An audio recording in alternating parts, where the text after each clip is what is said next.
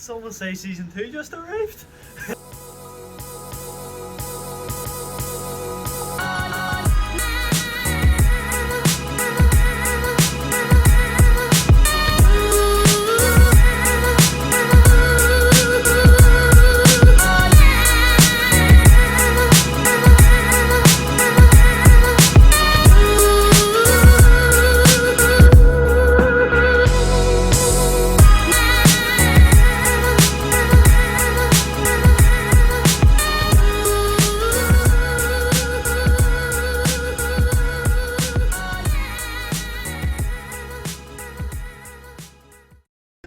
Hi guys, welcome back to Pure Shoe Reviews. This is Pierce McShane and my name is Colin McCambridge.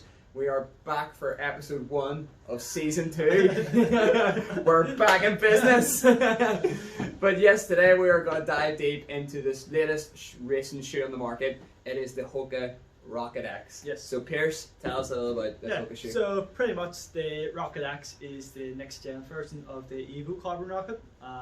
So it's essentially just a new racing shoe on the market. It comes in at, I think it's 5mm heel to toe drop, 210 grams for a UK size 8. And it's pretty similar to the Carbon X, so it's like a step down in terms of performance and stuff like that. Yeah. But it seems to be going pretty well, so it does. It's pretty nice. Nice. The first time we've actually seen this shoe in action was at the US Olympic Trials for the marathon. Yeah, the Olympics, for Tokyo 2021. But yeah, so that was the first time. I think the woman the lady that won that race was wearing a pair of Hoka X or Carbon X. It's branded even off Hoka's own website. It's branded as that kind of, it's meant to be a shorter distance racing shoe, and she just proved them all wrong. It's easier for marathon distance. So I mean, basically this whole shoe is a racing shoe, as we said, and it is a lot lighter than the Carbon X. So I know those have the Carbon X. It does feel quite similar, but it is a lot lighter, slightly less cushioned. It does have that full carbon fiber plate in the shoe, and it also has that early meta rocker, so it pushes you off onto your toes and gets you ready for that next stride. But do you want to give us a rundown of the upper?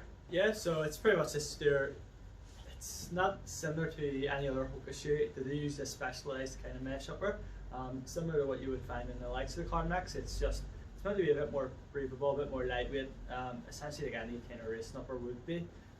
It does hold the foot a bit more snug, so it does, and you will find it will be a wee bit more narrower than your typical shoe, say your Asics shoe. It will be a lot more narrow than that.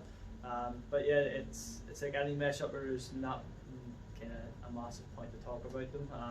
They just get the job done, so they do. Obviously, with any racing shoe nowadays with a carbon plate in it, the magic comes from the sole. That's the major talking point. And that seems to be the same case in the likes of the Rocket X here, so it is. So they use that 1mm thick carbon plate, so it gives you a bit more of a spring, so it does, and even trying to bend the shoe, it's extremely stiff, so it is. But yeah, even the cushioning they use, it hasn't changed much, has it? Yeah, I mean, I think it's just slightly less cushioned overall than the actual Carbon X, you know. It is an EVA foam. Yeah, which is surprising actually, because it's your generic foam. You find it in pretty much any running shoe, most running shoes anyways nowadays. Whereas you have the likes of whether it's Nike, Hoka, New Balance, any racing shoe, it's got these carbon plates. They're using these specialised foams. In the Nike, it's the ZoomX cushioning. And then even in the Carbon X, it's the Pro Fly. Yeah, so it's slightly different. Yeah, it's extremely surprising to find a racing shoe which is using your generic cushioning system.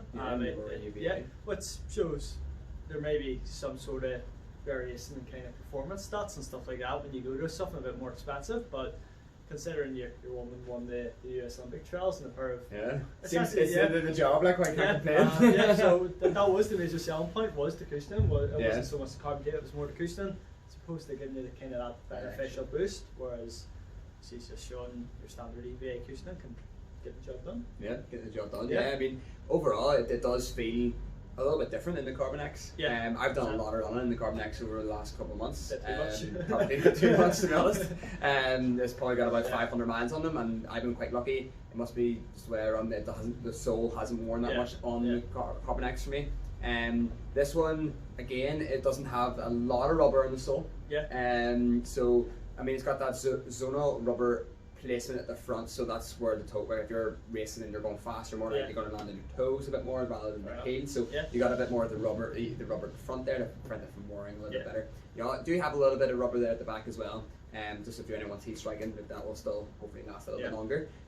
But this wee shoe, it is more or less a racing shoe or a speed workout shoe. You wouldn't use this shoe for your everyday mileage. If you were to use this for everyday mileage, you probably won't get a long time out of them because they're so lightweight and it probably will take a lot of the beating on the road. So it'd be more for your tempos, your speed workouts, your hill sessions maybe, and definitely more or less a road racing shoe. So I'll keep it solely for more or less road racing. And what I would class is kind of, say you have your pair of Carbon X, which is your main race day shoe, and you don't want to kind of go up to that level just yet. This is probably a good entry point. So this, just to get the feel for it, it uses the same kind of early stage metal rocker you would find in the likes of the Carbon X. So whereas the likes of the Clifton or the Bondi's have that kind of that metal rocker which you'll feel forcing you forward straight away. It's a bit more subtle in the likes of the Carbon X and the Rocket here. So it's a good kind of gauge in what you would feel if you had the Carbon X, and if you're thinking about going up to that level at some stage, this might be a good starting point. So it might. It just shows you it is a racing shoe. It's a purposely built racing shoe, but it's an excellent idea if you're looking something to do your everyday training, not your everyday training, but your training sessions, your tempos, and stuff like that before you would have raced in your Carbon X. Yeah, certainly. I mean, I would definitely like. For a comparison to these two shoes, the Rocket X and the Carbon X, I would say the Rocket X does feel a lot lighter on the feet, probably because it's slightly less cushion. Also, I would say the metal rocker for me, I didn't feel like it was as aggressive as it was in the Carbon X. No. But because the Carbon X did feel like it was really throwing you on the toes. Now you do feel that rocker in the shoe. And you do feel that sort of pushing you off. Especially with that carbon plate as well, you're always going to feel that kind of push forward. That's it. I mean, you definitely get that feeling of the rocker in it. And doesn't feel as aggressive, but you still have it there. But yeah, overall, pretty good shoe. Big butt move, I would say. Oh yes, here we go. The shoes I've lost my touch still have here. The Carbon X and you don't really get on. It's just, like I said, it's shoes all the way. I've given me feet, so I'm very selective in the shoes that suit me. Puris, I haven't done a massive. In fact, I've done very next to none running in them. So kind of gauging it, it's hard for me to give an accurate score. Personally, I can't. I don't think I will score actually. I don't think I can. But I can't. I physically can't. I think. If I was to compare it in comparison to the Rocket X, the Carbon X, pretty similar. But if I would say if I was going for 5k, 10k, I think I would pick the Rocket X. Just because it's lower to the ground, lower profile, it does feel lighter. If I was going with longer stuff, I think I would stick with the Carbon X. Because I feel like both shoes are both any distance are suitable, and they're both going to save your feet because there's a lot of cushion in it. Your legs probably won't feel as tired, won't feel as beat up the next day. Overall, I would say solid 4 from Hoka. Absolute great racing shoe, definitely a contender against all them other carbon fiber plate shoes out there. Great. But I mean, big news this week. About the website. Our website is now live, so the Carbon X, the Hoka Rocket X, are all available now on purerunning.run. So click and collect, or we can send it directly to your door if you don't want to get out and run down to the shop and meet us. But so definitely here, check it out. And hopefully we'll have another few videos on the way. Even maybe a couple ghost hunting stories to tell. We'll say nothing about that. We'll keep on the ghost hunting 2020. But yes, thanks very much for watching this week, and we will be getting more videos out very soon. Like, subscribe, share, and check out the website as well. I haven't said that yet, but check out the website.